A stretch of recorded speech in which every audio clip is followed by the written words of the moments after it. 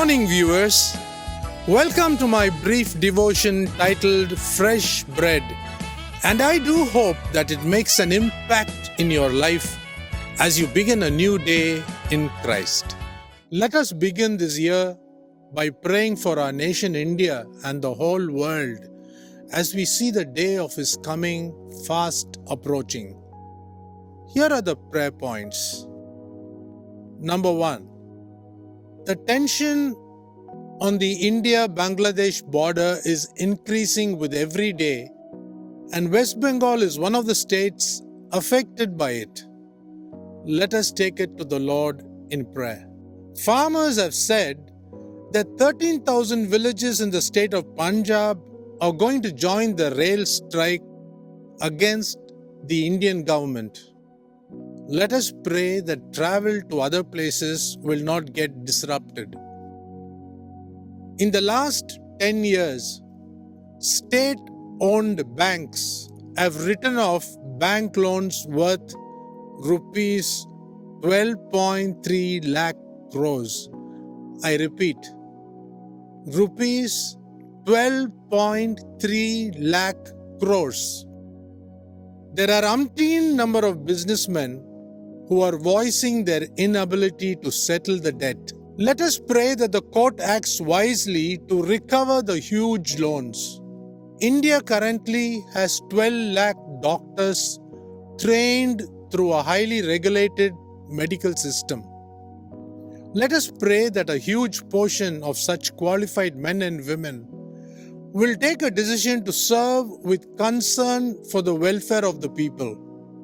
Buses that are not roadworthy to ply on roads are issued certificates of eligibility by traffic inspectors.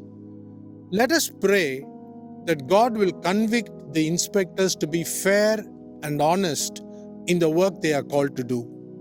The birth of Jesus Christ was not even acknowledged in 13 countries like Afghanistan, Saudi Arabia, North Korea, Somalia, Algeria, Bhutan, Libya, Mauritius, Turkmenistan, Tunisia, Tajikistan, Yemen, and Uzbekistan.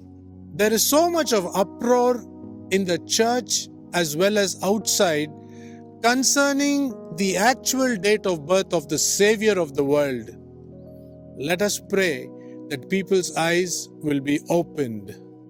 Let us pray for all the teenagers throughout the world that they don't get sucked into this world of lawlessness. Next point. Let us also pray for all the prophecies recorded in the Bible, which is soon expected to come to pass, and God's will be executed to the T. We all know that Israel is the alarm clock for the world. Let us pray that all Christians will pray in unity for the peace of Jerusalem and the rapture of the church. Finally, let us pray that the third temple will soon be built in Jerusalem for the one world ruler to sit and to rule the whole world before our Lord comes to overpower him and establish the millennial rule on earth. Come soon, Lord Jesus. See you tomorrow, God willing.